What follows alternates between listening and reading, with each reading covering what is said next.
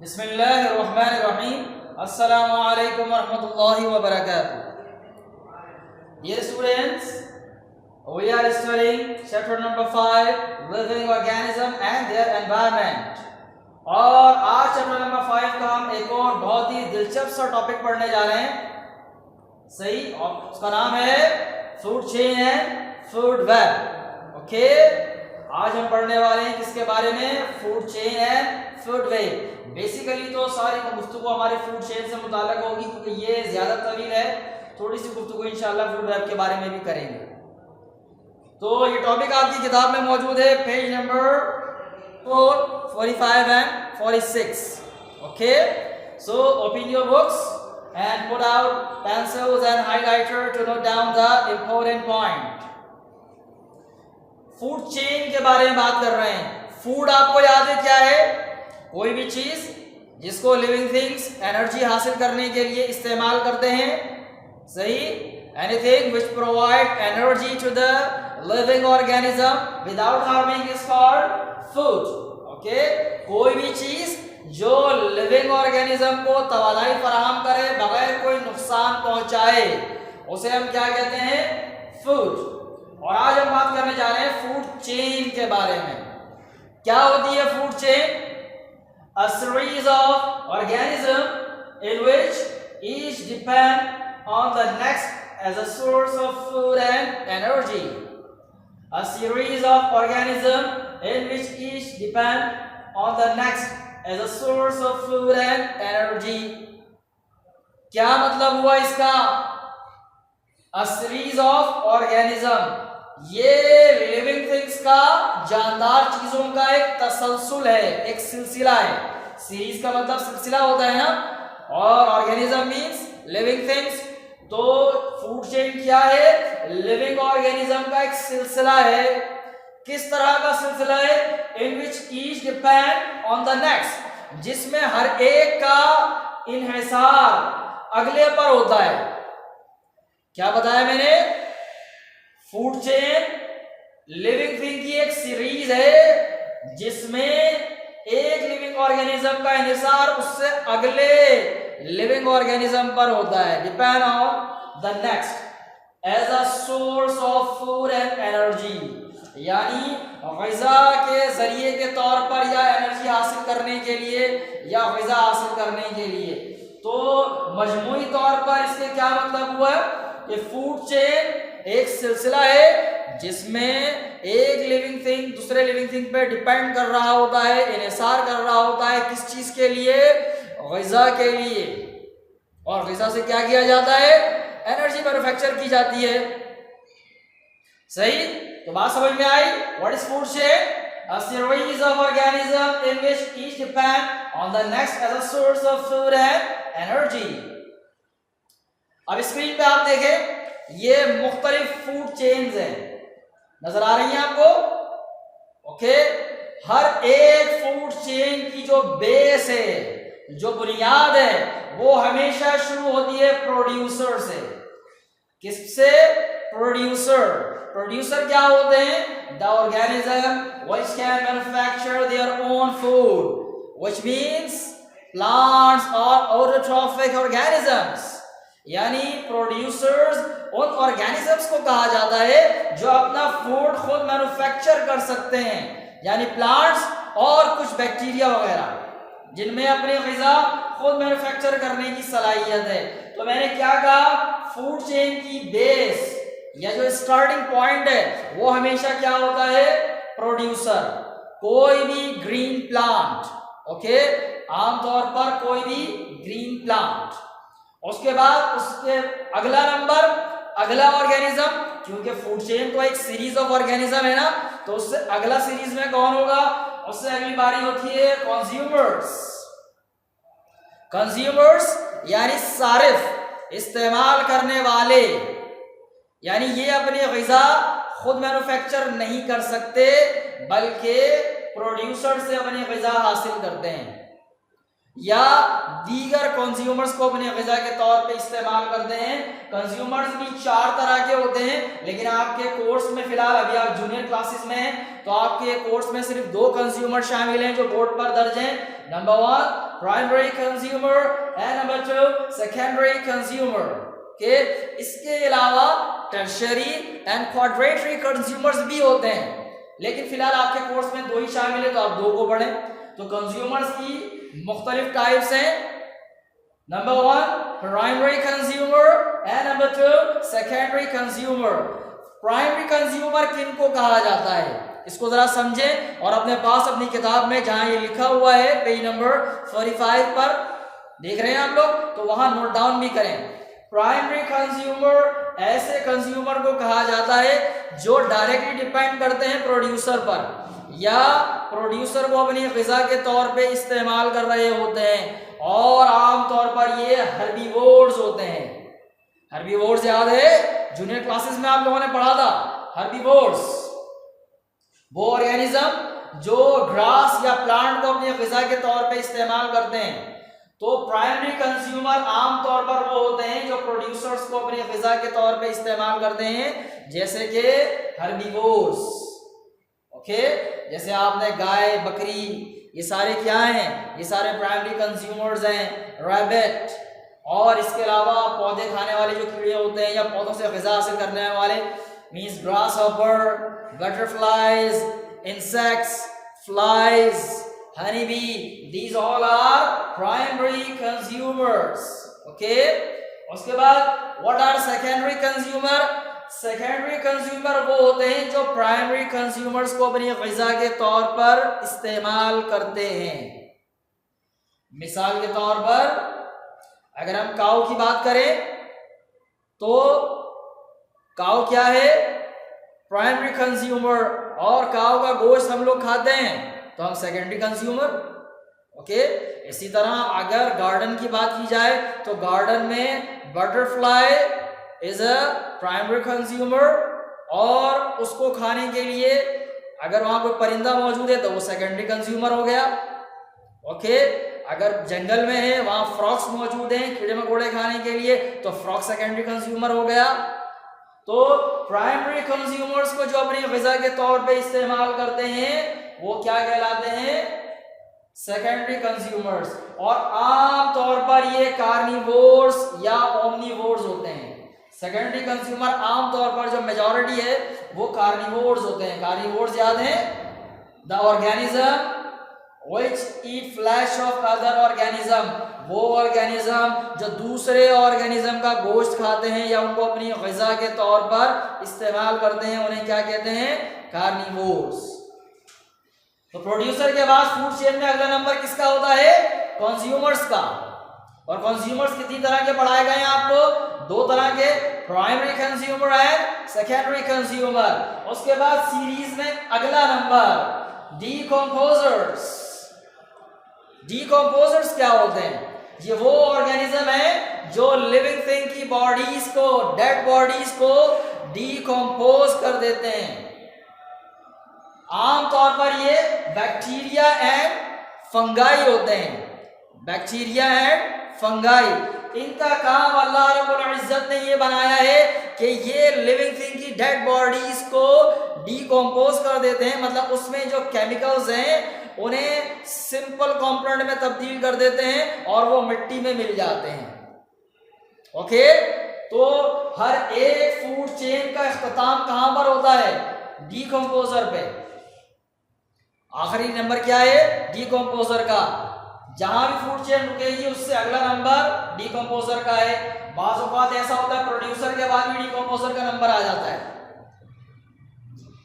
कैसे, एक पौधा है, उसे किसी ने काट दिया या टूट गया हवा से या पानी से, अब प्लांट बॉडी को भी डीकंपोजर ही करते हैं। तो हमेशा एंडिंग किस पर होगी, डीकंपोजर पे। और डीकंपोज होने के बाद बॉडीज जो है वो मिट्टी में मिल जाती हैं और फिर दोबारा से मामला प्रोड्यूसर के पास पहुंच जाता है, प्लांट्स।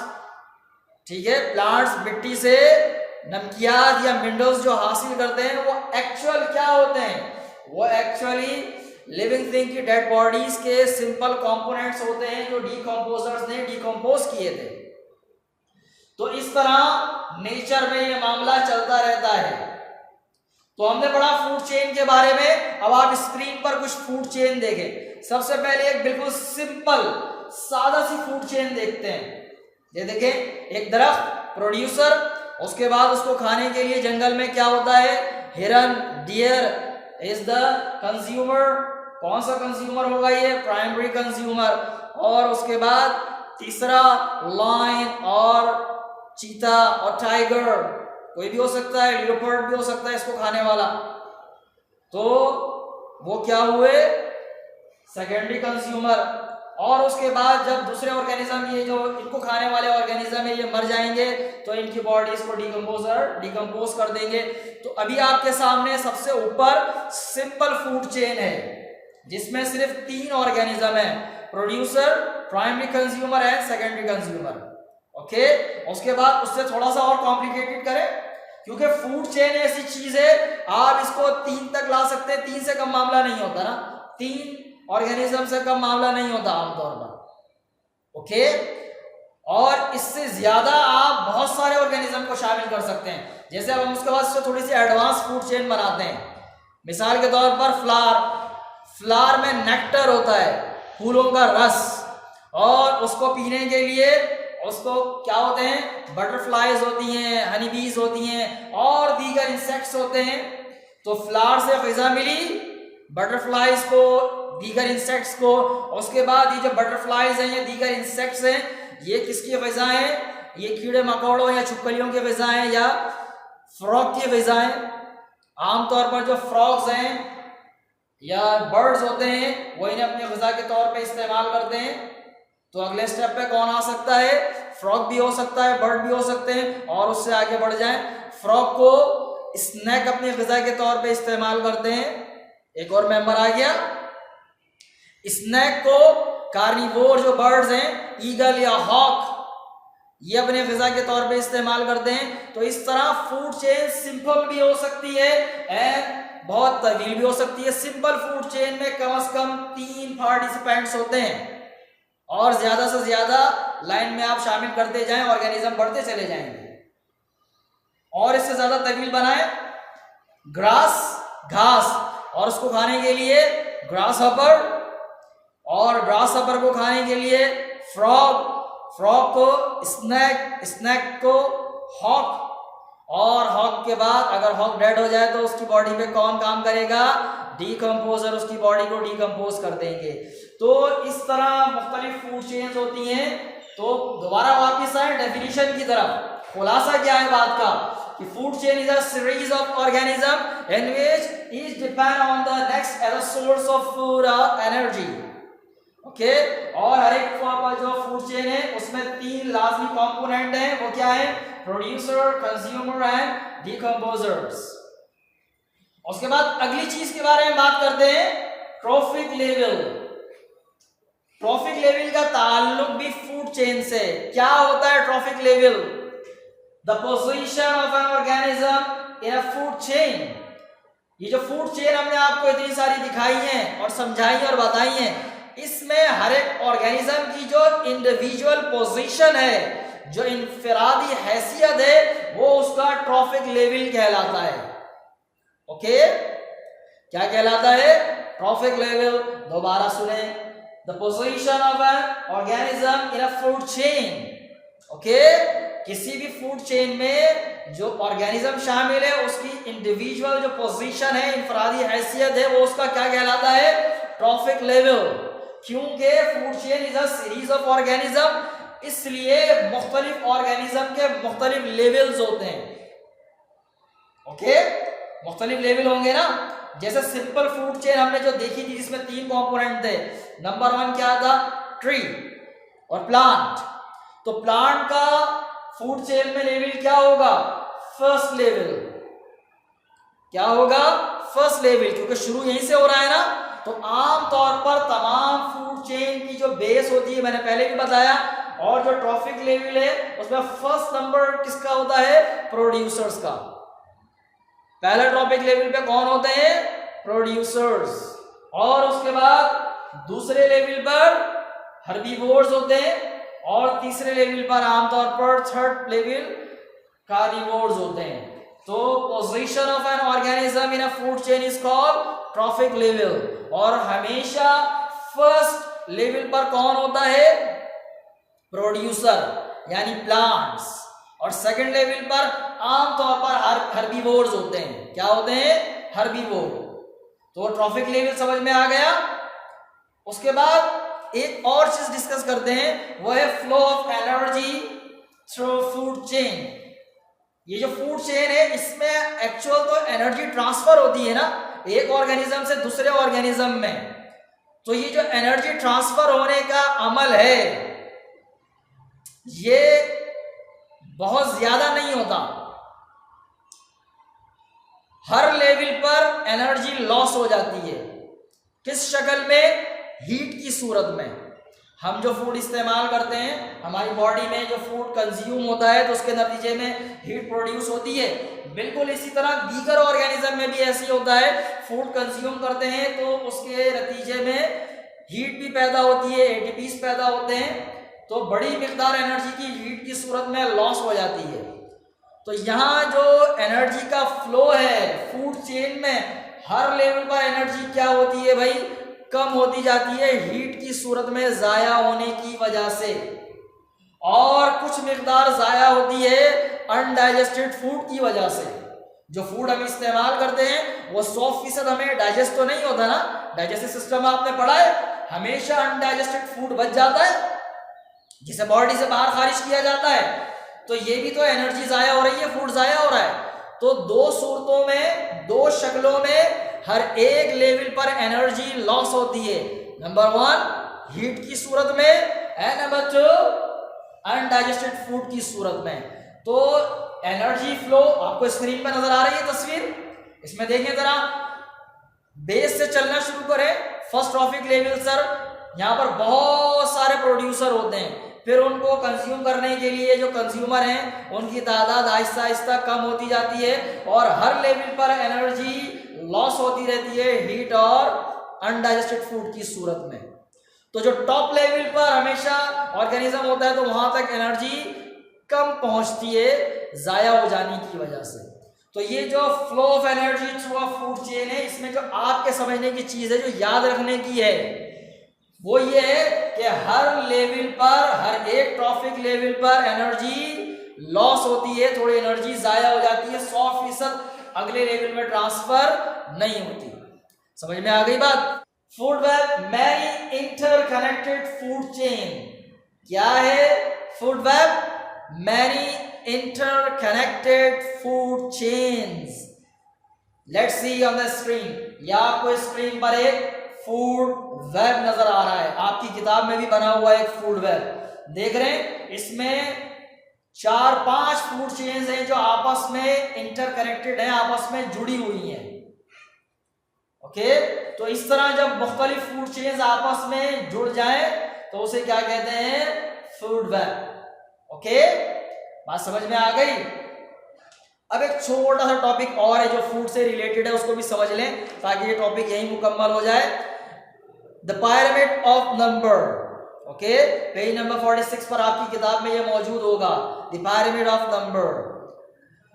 ये जो फूड चेन में ऑर्गेनिज्म का आपस में रिलेशनशिप है ना, इसको एक त्रिकोण की सूरत में, एक पायरामिड की सूरत में, एक मुसल्लस की सूरत में शो किया जाता है। ओके, और हमेशा उसकी बेस पर कौन होगा? मैं बता चुका हूं, बेस पे हमेशा कौन होता है फूड चेन में, पायरामिड ऑफ फूड में, ट्रॉफिक लेवल में, हर जगह बेस पर कौन होगा? हमेशा there will be a producer.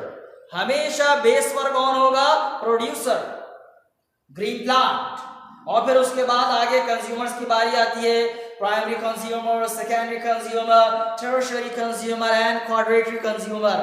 Okay, तो ये पायरामिड बनता है। किस तरह बनता है? प्रोड्यूसर सबसे बड़ी तादाद में नजर आ रहे हैं आपको बोर्ड पे पायरामिड में। उसके बाद उनको इस्तेमाल करने के लिए प्राइमरी कंज्यूमर थोड़े और कम हो गए, और ऊपर बढ़े सेकेंडरी कंज्यूमर और कम है, उसके बाद टर्शियरी कंज्यूमर थोड़े और कम हो जाते हैं, और क्वाड्रेटरी जो है वो 1 या 2 ही होते हैं। तो इस तरह ट्रॉफिक लेवल में आगे बढ़ने से कंज्यूमर्स कम होने की वजह से एक पायरामिड बन जाता है जिसको हम कहते हैं पायरामिड ऑफ नंबर। ओके, समझ में आ गया? तो आज के लिए इतना ही बस। जो पॉइंट्स हमने आपको हाईलाइट करवाए हैं बुक में और जिन चीजों पर जोर दिया है उन्हें आप अच्छी तरह याद करेंगे, बार बार सुनेंगे।